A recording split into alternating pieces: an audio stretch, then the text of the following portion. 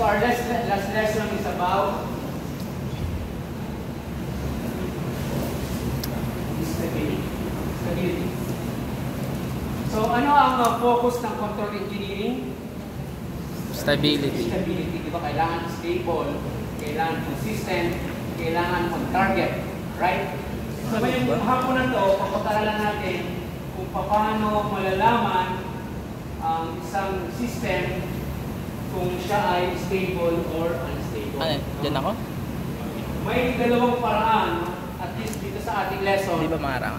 May dalawang paraan Geographer ako. para malaman kung stable o unstable ang isang sistema. Ang isa ay,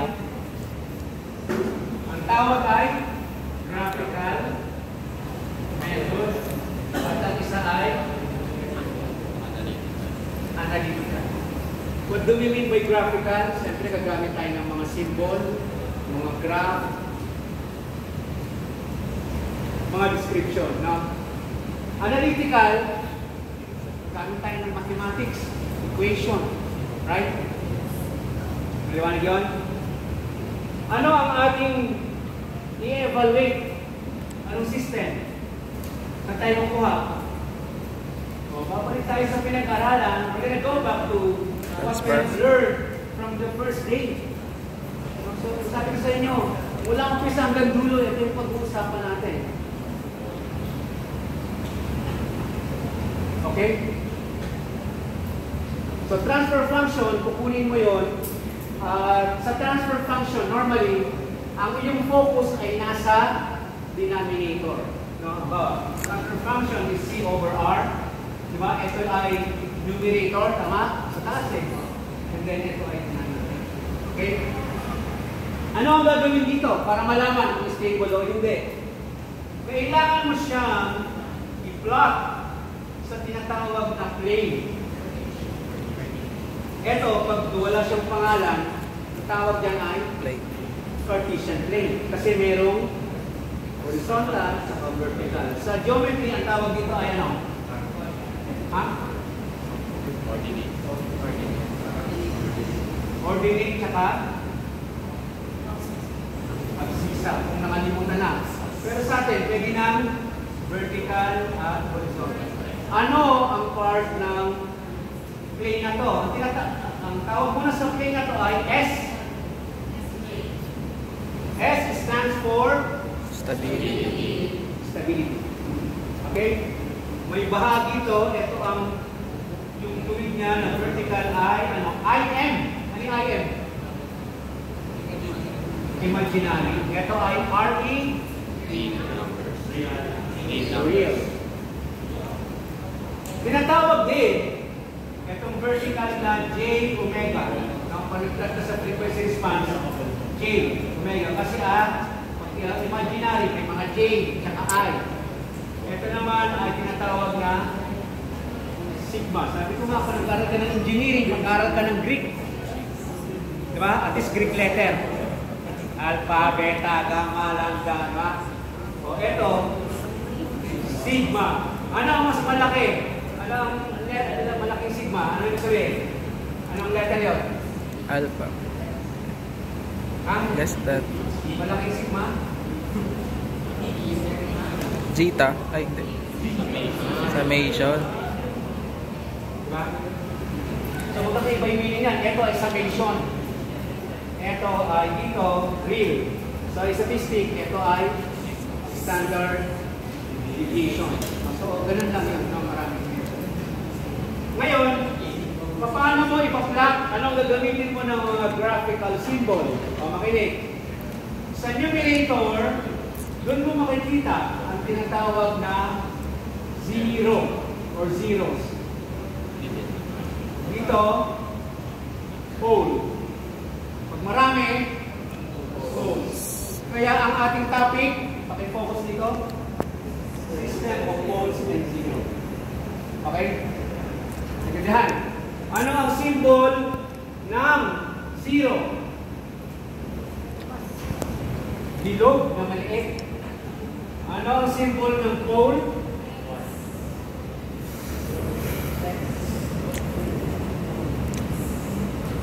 Okay? O, pakiplat nga ito.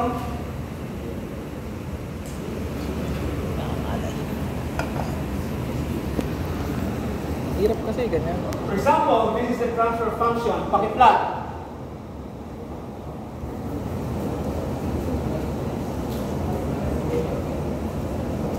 So, yung mga poles and zero, yan ay mga roots. Ano yung roots?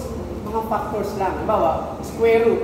Di ba dalawa yun? Halimbawa, 9. Ano yung mga roots ng 9? 3 times 3. Di ba? 9. Negative 3 times negative 3. 9. Positive negative. Okay? Pakiplat ka ito sa harap ng hukumang ito.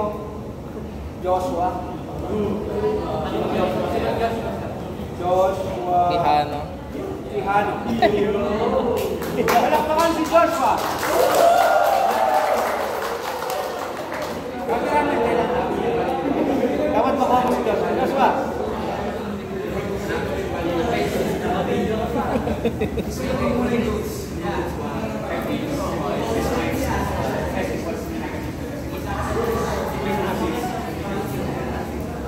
O, focus mo si Joshua, baka nga makuha, ma-discover natin yan. Hindi, sige lang. Ako mag-adjust.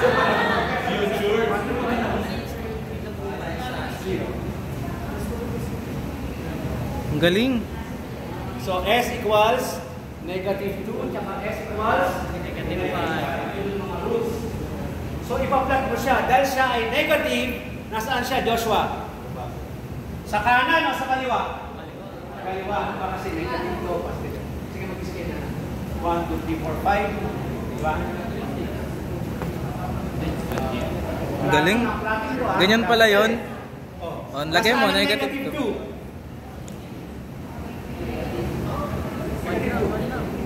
Yan. Negative 2. Yan. Lagyan mo ng X.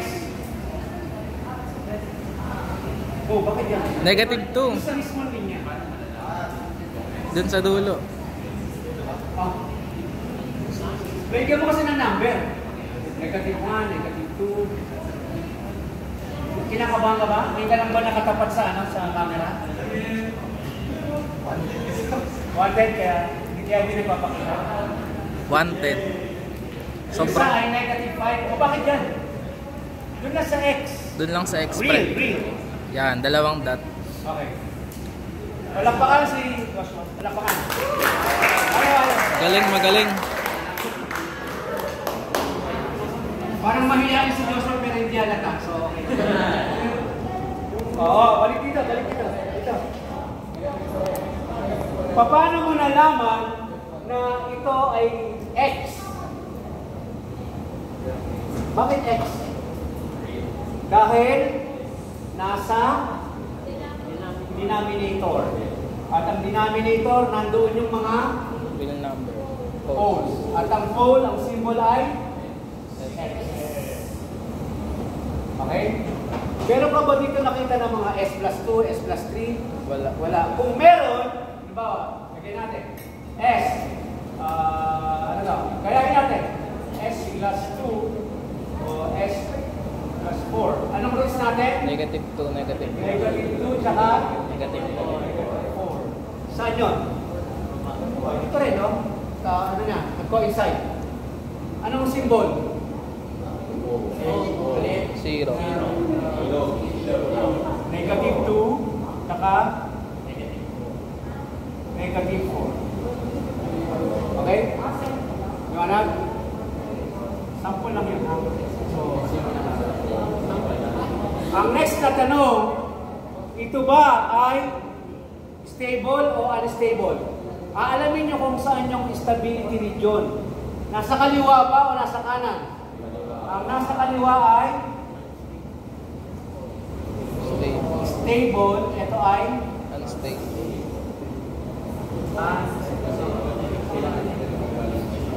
okay? So, ang ibig sabihin, kailangan positive to para pag pinlag mo, kasi roots yan eh. Equate mo sa 0, maging negative. No? Kasi roots. Paano kung ito? Bawa, S plus 3 S plus 6.75. Pakiplot mo nga yan. Minus pala.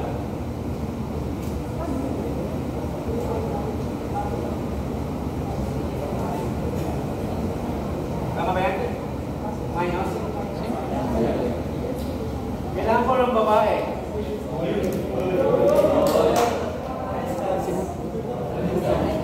Maliliit masyado yung sulat eh. Okay na lang eh.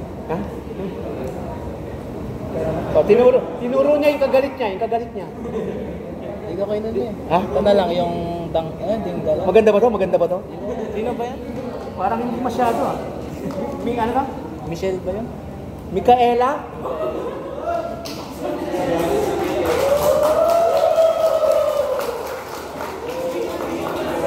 Orlo. Ano ka pinili?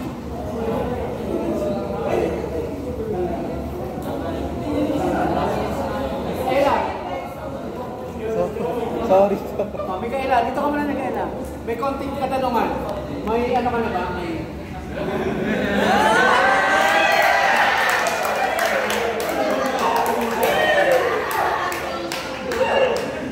Namumudla si Micaela. No? Pakiplat mo naman ito, Micaela. So, 0.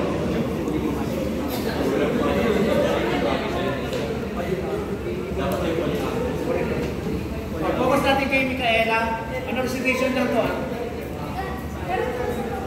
Ha? Plus minus na.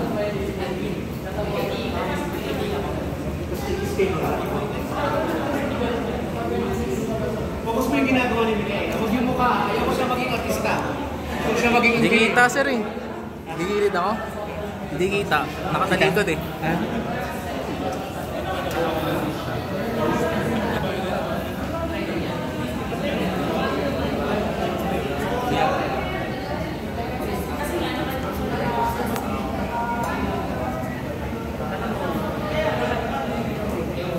So dahil negative, dahil negative yung nasa baba, Magiging positive. kinuha mo yung roots, magiging Positive.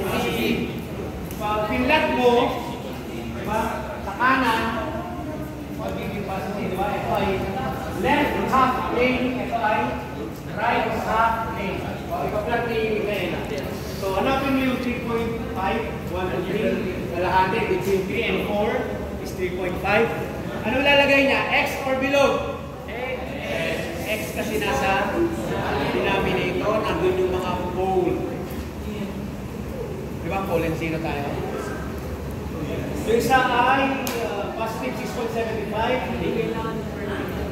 O, lagyan mo 0. Ay, X pala X. O bakit nasa Y? Sa X lang. Puro X lang.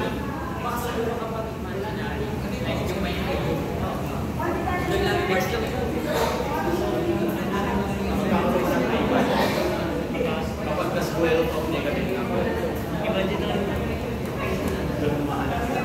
kasi sa kailangan nila imaginary number. Kasi ito yung ganun na itsura nila sa vertical plane. Pero itsura nila sa ipag-circle with micro. Tapos pagka i-expand nyo kayo, magiging ganyan itsura. O yung 7, bago 7 ay 6.75. So malapit sa 7 yun. Ito ba yun? Ito? Palakpakan si...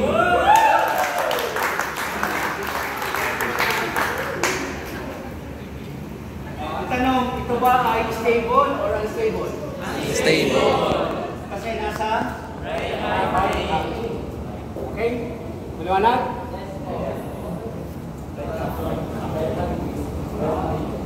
Magkuha tayo ng mga example dito.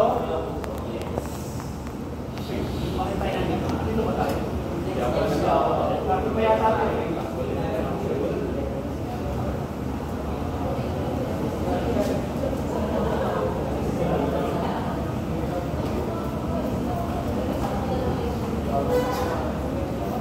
Tumingin dito. Halimbawa, ang ating transfer function ay mayroong ganitong configuration. Dahil negative siya, magiging positive sa roots. So ang roots niya ay plus 1, tsaka plus 2. Ipa-plot mo ngayon sa stability plane. S-plane, merong imaginary tsaka real. Hanapin mo yung plus 1. Saan yun? Where is plus 1? Lagyan mo ng x. Hanapin mo yung plus 2. Ang tanong, ito ba ay stable or unstable? Unstable. Unstable. Bakit? Okay? O, tingnan natin yung iba. Paano naman, sir, wala bang vertical? Puro ka naman ano dyan eh. Puro ka na lang horizontal. Paano mapupunta sa na may component ng vertical? Halimbawa, you were given you were given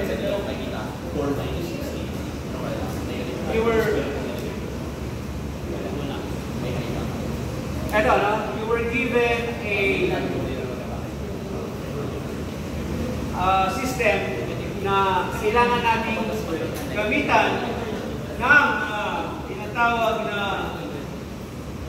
quadratic equation. Bakit? Kasi hindi mo siya makuha, yung roots niya, hindi mo siya makuha ng recta, unless siya ay perfect square. Diba? Diba? Perfect square, 4. Diba? Yung tsaka 2, madaling i-factor out. Pero pag ganito, mayroong middle term, hirap. So, wala kang choice, kundi gumamit ng, ano to? Quadratic equation na yan. Negative b plus or minus b squared minus 4ac all over 2a. Diba? So, dapat natin yan. So, hindi natin solve yun. Alam nyo na yung high school pa yun, no? Lumalabas na ito ang mga roots. Ito ba ay stable or unstable? Unstable.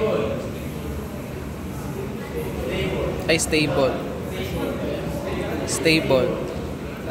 Sino sabing stable? Mas naman. Isa lang? Dalawa? Tatlo? Apat? 5? Unstable. O yung iba? Yung iba, hindi alam. Decided.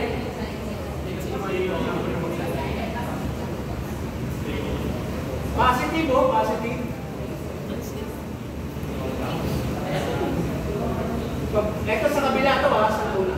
Pag positive yung real, dalawa kasi ito, no? Pag may nakita kayong J, anong tawag doon? Anong number yun?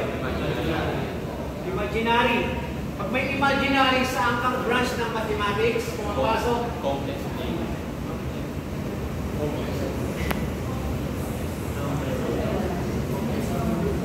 Siyempre, bakit hindi nyo ito alam? Uli, no? Kasi nasa advanced engineering math ito. Diba? Wala pa kayo nun. So, 5 plus 5J. Nasaan yung real part? 5. Nasaan yung imaginary? 5J. Ang batas, pag may nakita ka na positive dito, automatic, ano yun? Stable. Positive eh. Hindi, roots na nga yan. Roots na pa eh. Unstable. Pag positive to, Unstable. Roots na pala. di ba roots na nga to? Roots na yun, hindi yung ha? Kaya katulad nito, negative, kung nakita mo negative, halimbawa, negative 5 plus or minus, ba? 6J. Ano to? Pag negative, nakita mo? Stable. Kasi nga nasa negative siya, di ba? Negative eh. Okay? If the real part, or the guideline or the rule or the law is says, if the real part, di ba rin ito, real? If the real part is negative, stable. If the real part is positive, nasa kanan, unstable. Eh, ito nasa kaliwa, di ba? Ayan o. Negative 1, tsaka plus or minus 1.73. Banda rito. Ito yung negative 1.73, ito yung positive. Paano naman to? Ito, yung positive 1 over plus or minus 1.3, 1.73. Ito yun. Diba? Positive 1, hindi mo siya ilalagay dito ng x. Bakit? Bakit hindi dito? May imaginary number. Meron pa siyang kasali na Imaginary number. Yun ang hanapin mo. No? Hanapin mo 1.73 negative saka 1.73 na positive. So ito ay, dahil ito ay nasa kanan, positive, ito ay unstable. Okay ba? Maliwanag yun? Kung nakita nyo na yung roots, no? Kung positive, anong agad yun? Unstable. Kung negative, stable yun. No? So, para malaman kung talagang napuputo tayo o maglabas ng yellow card. Konti na lang, matapos tayo. Pause ka na. Tatlo lang.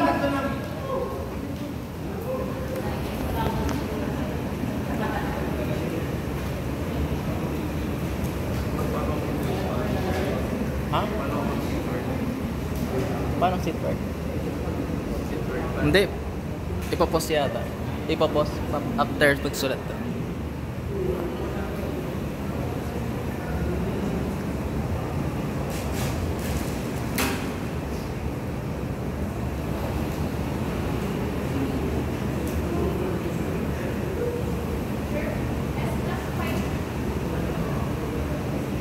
Ano gagawin dito?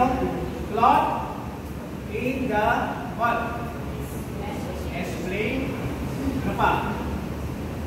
Evaluate if the system or transfer function is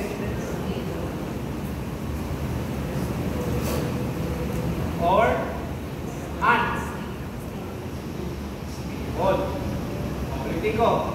1 over s plus 5 times s minus 4.